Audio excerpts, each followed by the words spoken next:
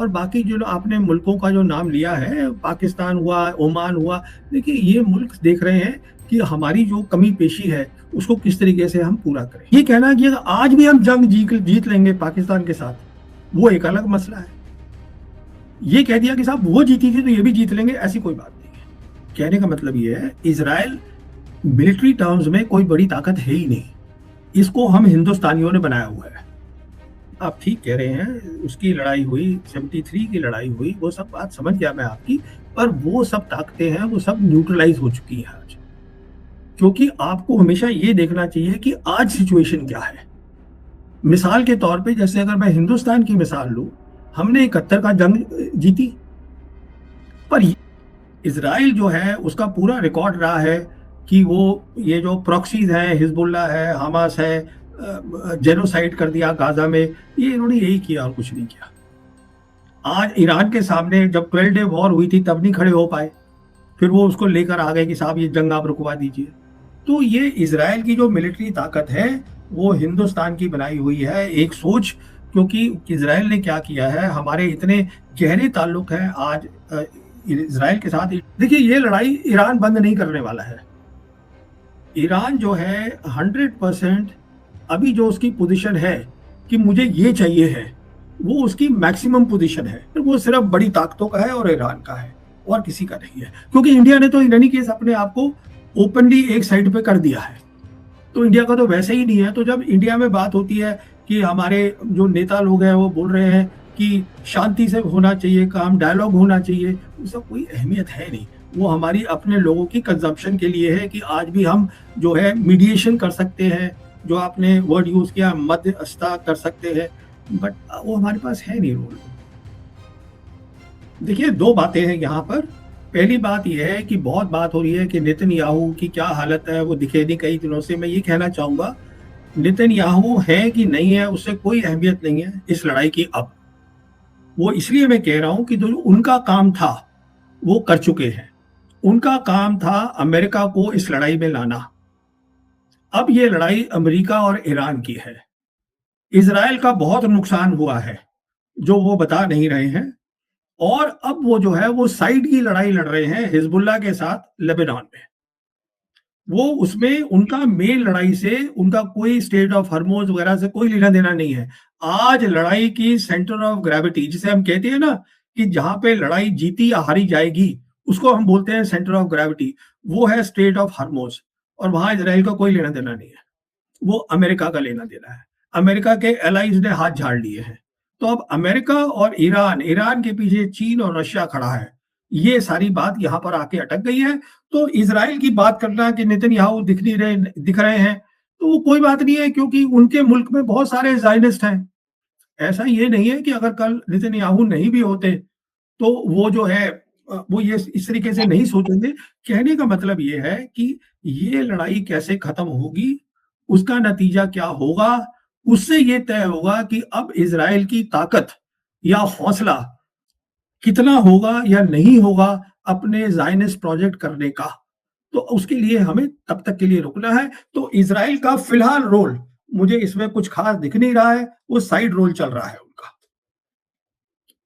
तो ये बताएं कि आपने पहले ही कहा कि एक मतलब एक्सट्रीम स्टेप ट्रंप आजमा ले, इसकी आशंका बनी हुई है। क्या अगर युद्ध नहीं रुक रहा है तो ये उस दिशा में जाता हुआ दिख रहा है? फिर देखिए इसमें दो ही बातें हो सकती हैं। या तो ये हो सकता है कि अगर ट्रंप, देखिए ये लड़ाई ईरान बंद नहीं करने वाला है। ईरान जो है 100% अभी जो उसकी पोजीशन है कि मुझे ये चाहिए है, वो उसकी मैक्सिमम पोजीशन है। अभी वो और जो है अमेरिका को, जो इंग्लिश में बोलते हैं वर्ड ह्यूमिलिएट, वो करेगा। उससे दुनिया को पता चलना चाहिए कि ताकत की भी एक लिमिट होती है, दादागिरी की भी एक लिमिट होती है। तो वो करने में लगा है ईरान, और ईरान भी बहुत नुकसान झेल रहा है, ऐसी बात नहीं है। पर मुझे जो लग रहा है कि ये आज भी अमेरिका में कुछ समझदार लोग हैं जो ट्रंप को ये जो हम ऑप्शन की बात कर रहे हैं न्यूक्लियर वेपन की, वो इस्तेमाल नहीं करने देंगे। जैसे आपने भी अपनी ओपनिंग कमेंट्री में बोला था, बहुत जो यूएस कांग्रेस है वो डिवाइडेड है इस लड़ाई के ऊपर। तो कहने तो अभी फिलहाल मैं आपसे ये कह रहा हूं कि ट्रंप ने ये हिंट दिया था, जो बताता है कि उनके पास एक्चुअली कोई लड़ाई लड़ने का विकल्प या ऑप्शंस नहीं है। तभी प्रेसिडेंट इस तरीके से बोलेगा कि देखिए, मैं आधे घंटे में लड़ाई बंद कर सकता हूं। उसके उसके रिलेशन में मैंने कहा था कि जो वो कह रहे हैं उसको सीरियसली लेना चाहिए, अगर अमेरिकन प्रेसिडेंट कह रहा है तो। पर क्या वो एक्चुअली करेंगे? तो मुझे लग रहा है उनकी अपनी पोजीशन भी बहुत कमजोर है आज अमेरिका में। क्या आपको लग रहा है कि चीन और रूस किसी तरह की मध्यस्थता कर रहे हैं, कर सकते हैं? और ओमान का भी नाम आ रहा है, पाकिस्तान का भी नाम आ रहा है। कुछ ऐसे प्रयास बैक चैनल चल रहे हैं जो अगले कुछ दिनों में फलीभूत हो सकते हैं? देखिए, सिर्फ 2 कंट्रीज हैं जो मीडिएशन आज कर सकते हैं, वो है चाइना और रशिया। और दोनों की जो है वो जारी है, जो कोशिश जारी है वो दिख रही है हमको, दोनों कर रहे हैं। क्योंकि दोनों नहीं चाहते कि लड़ाई और बढ़े, पर दोनों ये भी नहीं चाहेंगे कि ईरान झुक जाए, वो उनके हित में नहीं है। तो उनके जो ऑप्शंस हैं, क्या अमेरिका मानेगा, नहीं मानेगा, वो हमें देखना है। और बाकी जो आपने मुल्कों का जो नाम लिया है, पाकिस्तान हुआ, ओमान हुआ, देखिए ये मुल्क देख रहे हैं कि हमारी जो कमी पेशी है, उसको किस तरीके से हम पूरा करें। वो मेन रोल उनका नहीं है इस जंग के अंदर, वो सिर्फ बड़ी ताकतों का है और ईरान का है, और किसी का नहीं है। क्योंकि इंडिया ने तो इन एनी केस अपने आप को ओपनली एक साइड पे कर दिया है। तो इंडिया का तो वैसे ही नहीं है। तो जब इंडिया में बात होती है कि हमारे जो नेता लोग हैं वो बोल रहे हैं कि शांति से होना चाहिए काम, डायलॉग होना चाहिए, उसका कोई अहमियत है नहीं। वो हमारी अपने लोगों की कंजम्पशन के लिए है कि आज भी हम जो है मीडिएशन कर सकते हैं, जो आपने वर्ड यूज किया मध्यस्थता कर सकते हैं, बट वो हमारे पास है नहीं रोल वो। तो आपको क्या लग रहा है, ये वार अभी और कितनी लंबी खिंचती दिख रही? कोई मतलब अभी कोई ऐसी संभावना ही नहीं दिख रही कि कोई समाधान हो सकता है, युद्ध विराम हो सकता है, ईरान रुक सकता है, होर्मुज खुल सकता है? एक भी चीज पॉजिटिव आपको दिख रही है? देखिए, इसमें 2 बातें हैं। पहली बात तो ये है कि अभी अमेरिकन अमेरिकन प्रेसिडेंट और उनकी जो सोच है, लोग हैं उनके आस-पास, उनको लग रहा है कि ग्राउंड ऑप्शन है। तो वो उसके बारे में सोचते रहेंगे, ग्राउंड ऑप्शन के बारे में। पर जैसे-जैसे वो सोचते रहेंगे, जैसे कि अभी खबर आई है, उनकी एम्फिबियस शिप्स जो हैं मरीन्स के साथ, वो चल दी हैं वहाँ से इंडो पैसिफिक कमांड से, और अगले 3 दिन में यहाँ पहुँच जाएँगी। पर वो क्या कर पाएँगी वो दूसरी बात है। और जब उनको लगेगा कि उनके अब ग्राउंड का भी कोई ऑप्शन नहीं है, कोई भी ऑप्शन नहीं है, तब एक डेस्परेशन आएगी कि हमें अब बंद करना है। क्योंकि साथ-साथ सोच के चलिए, मान के चलिए, उनका असला भी कम होता जा रहा है। जो उनका असला है, इंटरसेप्टर्स है, मिसाइल्स हैं, ड्रोन्स हैं, और वो भरपूती नहीं कर सकते उतनी तेजी से जो ईरान कर सकता है। ये भी बात ध्यान में रखिए। दूसरी बात ये है कि ईरान भी युद्ध जो है, ये नहीं चाहता कि उसको बहुत लंबा खींचना है। वो खींच सकता है, उसमें ताकत है, पर वो एक परमानेंट सॉल्यूशन चाहता है। और इसका परमानेंट सॉल्यूशन यही हो सकता है कि कोई बड़ी पावर, चाइना या रशिया, बीच में पड़ के, और जो गल्फ कोऑपरेशन काउंसिल कंट्रीज हैं, उनको मना ले कि हाँ, आप जो है अपनी जमीन से जो बेसिस हैं उनको हटवा दीजिए। अगर एक पक्की बात हो जाएगी तो शायद ईरान भी मान जाएगा, क्योंकि ईरान की फिर जीत हो गई। आइडिया ये है ईरान का कि अमेरिका को वेस्ट एशिया से हटाओ। अगर अमेरिका वेस्ट एशिया से हट जाता है, जैसे मैं आपसे कह रहा था, तो इज़राइल की ताकत आधी हो जाएगी। वो इसलिए आधी हो जाएगी, तब उसके पास सिर्फ सेंट्रल कमांड है। और ये जब एक धक्का लग जाएगा अमेरिका को, तो वो भी जो है इतना प्रोत्साहित नहीं करेगा इज़राइल को कि तुम कुछ करो। ना लेकिन इज़राइल कुछ अमेरिका इस शर्त को स्वीकार करेगा, ये अभी कहीं सोचने में भी नहीं आता है। देखिए, ये अमेरिका के ऊपर नहीं है।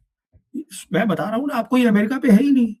ये आज तय करा जाएगा जीसीसी कंट्रीज में, और मैं आपको ये भी बता दूं, ये तय होगा सऊदी अरेबिया में। और वो मैं इसलिए कह रहा हूं कि सऊदी अरेबिया एक ऐसा मुल्क है जो दोनों तरफ गेम खेल रहा है। जो सऊदी प्रिंस सलमान है, वो अमेरिका के साथ भी खड़ा था, ब्रिक्स में भी है। 2023 में मेंबरशिप एक्सेप्ट करी, फिर नहीं गए, आदमी को भेज दिया अपने रिप्रेजेंटेटिव को, पर नहीं ली। अब लग रहा है शायद ले रहे हैं। और साथ साथ उधर नवंबर लास्ट ईयर में आप याद करिएगा, प्रिंस सलमान गए थे व्हाइट हाउस, तो वहां पर उनकी बड़ी वो हुई, आदर हुआ, क्योंकि प्रेसिडेंट ट्रंप ने बताया कि अब ये 600 बिलियन इन्वेस्ट करेंगे अमेरिका के अंदर। तो ये सब बात हुई, F-35 लेंगे, तो वो दोनों तरफ का गेम खेलने में लगे हैं। तो और वो जो है आज जो है अरब वर्ल्ड की सबसे बड़ी ताकत है, करीबन 53 मिलियन लोग हैं, और जो उनकी होली साइट्स हैं वो उनके अंडर हैं। पर उनका जहां तक सऊदी अरेबिया का ताल्लुक है, उनकी बस एक ही रिक्वायरमेंट है कि उनकी रजीम जो है वो इंटैक्ट रहे, उनकी जो वो शासन कर रहे हैं वो करते रहे। तो अगर वो उनको गारंटी मिल जाती है ये चाइना या रशिया से, देखिए वो दोनों इन्वॉल्व हैं इस रीजन में, तो उनको भी लगेगा। और फिर वो जीसीसी कंट्रीज है, जैसे आप जानते हैं अभी जीसीसी के अंदर यूएई है और सऊदीज हैं, ये बात कर रहे हैं कि जो हमने इन्वेस्टमेंट बताई है अमेरिका में, हम उसको क्या कम करें, उसको रिव्यू करा जा रहा है। अच्छा, साथ साथ सऊदी क्या कर रहा है, अब वो ये भी कहता है कि हाँ, पेट्रो डॉलर नहीं होगा, युआन डॉलर, पेट्रो युआन होगा, उसकी भी बात शुरू हो गई है। तो सऊदी अरेबिया एक बहुत बड़ा रोल प्ले कर सकता है मेरे हिसाब से, अमेरिका को उसकी बेसिस को वहां से हटाने में, और उसके साथ साथ जिसे हम कहते हैं बैलेंस ऑफ पावर, रीजन में बदल जाएगा और दुनिया में बदल जाएगा। और क्या आपको लगता है कि इजराइल ऐसा होने देगा, क्योंकि अमेरिका पर उसकी ग्रिप है? देखिए साहब, ग्रिप से कुछ नहीं होता है, अमेरिका पे क्या ग्रिप है उससे कोई लेना देना नहीं है हमको। कहने का मतलब ये है, इजराइल मिलिट्री टर्म्स में कोई बड़ी ताकत है ही नहीं, इसको हम हिंदुस्तानियों ने बनाया हुआ है। इजराइल जो है उसका पूरा रिकॉर्ड रहा है कि वो ये जो प्रॉक्सीज हैं, हिजबुल्ला है, हमास है, जेनोसाइड कर दिया गाजा में, ये इन्होंने यही किया और कुछ नहीं किया। आज ईरान के सामने जब 12 डे वॉर हुई थी तब नहीं खड़े हो पाए, फिर वो उसको लेकर आ गए कि साहब ये जंग आप रुकवा दीजिए। तो ये इजराइल की जो मिलिट्री ताकत है वो हिंदुस्तान की बनाई हुई है एक सोच, क्योंकि इजराइल ने क्या किया है, हमारे इतने गहरे ताल्लुक हैं आज इजराइल के साथ। इंडिया ने क्या किया है कि हमने इजराइल की जो प्रोडक्शन कैपेबिलिटी है आज इजराइल में कम है और हिंदुस्तान में ज्यादा है, ये हालत हो गई है। और हमारे बहुत बड़े इंडस्ट्रियलिस्ट उसमें इन्वॉल्व है, उसमें कोई छुपी बात थोड़ा है। बिल्कुल, आप किसी एयर शो में जाइएगा, आप देखिएगा Adani air space, defence and aerospace, उनका बहुत बड़ा स्टॉल होता है। हिंदुस्तान में जाके देखिए जब कभी होती है तो सबसे बड़ा उनका स्टॉल होता है, और वहां पे सारी चीजें, यूएवीज और ये सब छोटे हथियार, स्मॉल आर्म्स, सब इजराइल के हैं, और उसको हम हिंदुस्तानी नाम देके हम यहाँ बना रहे हैं। तो इजराइल कोई ताकत नहीं है, मिलिट्री ताकत, ये ख्याल है लोगों का। नहीं, लेकिन 1967 की वार में उसने अरब मुल्कों को किस तरह से परास्त किया था और कितने हिस्से पर कब्जा कर लिया था, ये तो ताकत उसने एक बार नहीं कई बार दिखाई है इस तरह से। देखिए, आप ठीक कह रहे हैं, उसकी लड़ाई हुई, 73 की लड़ाई हुई, वो सब बात समझ गया मैं आपकी, पर वो सब ताकतें हैं, वो सब न्यूट्रलाइज हो चुकी हैं आज। क्योंकि आपको हमेशा ये देखना चाहिए कि आज सिचुएशन क्या है। मिसाल के तौर पे, जैसे अगर मैं हिंदुस्तान की मिसाल लूं, हमने 71 का जंग जीती, पर ये कहना कि अगर आज भी हम जंग जीत लेंगे पाकिस्तान के साथ, वो एक अलग मसला है। ये कह दिया कि साहब वो जीती थी तो ये भी जीत लेंगे, ऐसी कोई बात नहीं है। आज की जो सिचुएशन है वो इतनी बदल चुकी है। इजराइल जो है वो अमेरिका के दम के बिना लड़ाई नहीं लड़ सकता है ईरान के साथ, ये तय है, वो हम देख रहे हैं। आज उसकी जो सिचुएशन है वो ये देखिए, जैसे ये कंट्रीज हैं, इजिप्ट हुआ, जॉर्डन हुआ, ये सब चुपचाप बैठे हैं। अब जॉर्डन जो है वो क्रिएशन है, मतलब आप जानते ही हैं जॉर्डन क्या मुल्क है। तो आज जो एक मुल्क है पूरे वेस्ट एशिया में तो ईरान ही तो है, और कौन है। यही है बस सिचुएशन, तो उसको वो ले नहीं सकता, ये दिक्कत यही है। नहीं, मैं तो इसलिए बोल रहा था कि जो अभी अमेरिका की रिजीम है, ट्रम्प रिपब्लिकन पार्टी की, वो इजरायली रिजीम से बहुत ज्यादा कनेक्टेड है, और एप्स्टीन फाइल्स और तमाम चीजें की वजह से कंप्रोमाइज भी है। तो इसलिए मैं उस ग्रिप की बात कर रहा था। अमेरिका है अलग नहीं कर सकता अपने।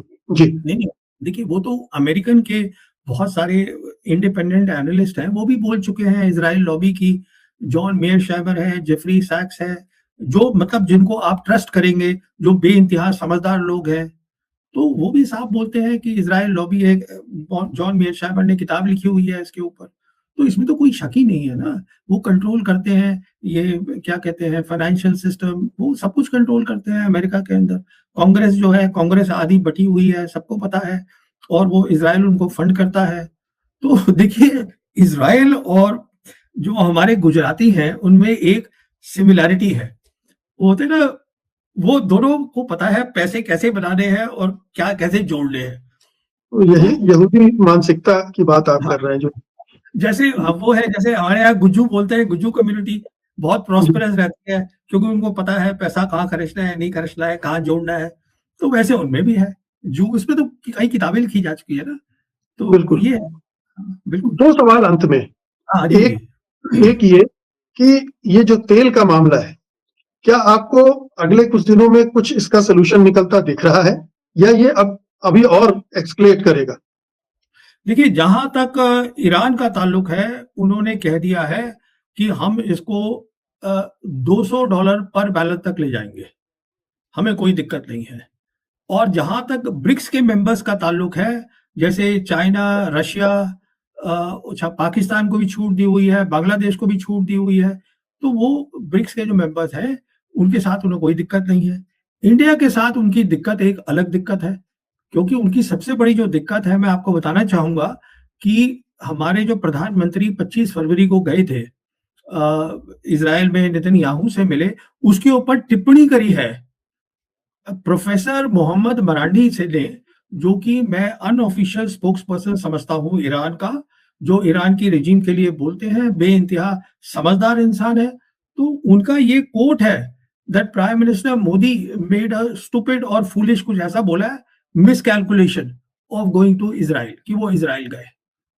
तो वो जाने का मुझे समझ में नहीं आता है क्या ज़रूरत थी, जबकि ये सब कुछ पता था, कि ये नहीं पता था कि जंग होगी, पर ये दिख रहा था कि अमेरिका जो है जंग की तैयारी के लिए अपना जो फोर्सेस है उसको इकट्ठा कर रहा है। मैं सिर्फ एक ही कारण सोच सकता हूँ क्यों प्रधानमंत्री गए, क्योंकि यहाँ पे किसी ने सोचा ही नहीं था, यहाँ किसी ने सोचा ही नहीं था कि अमेरिका को ईरान जो है आड़े ले लेगा। ये तो कभी सोचा ही नहीं है। तो हमको ये लगा कि अगर ये मेरी सोच है, असेसमेंट है, हमें ये लगा कि अगर ट्रंप हमसे नाराज़ है, अगर हमें ट्रंप को खुश करना है, तो चलिए प्रधानमंत्री वहाँ चले जाएँ 25 को जाके, क्योंकि जीतना तो अमेरिका और इज़राइल नहीं है, अगर लड़ाई हुई या नहीं हुई, तो वो जो पूरी कहानी है वो उल्टी हो गई है। ये सारी दिक्कत है। और दूसरा सवाल ये है कि ये जंग क्या अभी यूं ही आगे बढ़ती रहेगी, आगे और बढ़ेगी, या ये लो इंटेंसिटी की जंग चलती रहेगी? देखिए, ये जंग उस जगह पर पहुँच चुकी है आज, कि आज अमेरिका भी फैसला चाहता है और ईरान भी तैयार है, पर अपनी कंडीशंस मनवाने के लिए। तो मेरे हिसाब से हम वहां पर पहुंचे हुए हैं, जहां पे हो सकता है कुछ बहुत सारी बैक बैक चैनल, जैसे हम बात करते हैं, चाइना रशिया की बात हो रही हो अमेरिका के साथ इसके बारे में। तो ये वहां पर जंग पहुंची है, और ये तो जो ग्राउंड पे हो रहा है वो तो तबाही हो ही रही है। ये ग्राउंड हम, मतलब हम इन्वेजन कर देंगे, ये कर देंगे। तो मेरे ख्याल में असली खबर वो रहेगी कि बातचीत क्या हो रही है, कि हम इस मसले को, जो डिमांड है ईरान की, उसको कैसे मनवाया जाए, जिससे कि अमेरिका को इतना धक्का भी ना लगे। तो अमेरिका को तो धक्का लगेगा ही लगेगा, और वो कोशिश करी जा रही है कि थोड़ा-सा फेस सेविंग हो जाए। पर सारा जैसे मैंने आपसे बताया, ये तय होगा ये 2 बड़ी ताकतों ताकतों के साथ, और साथ में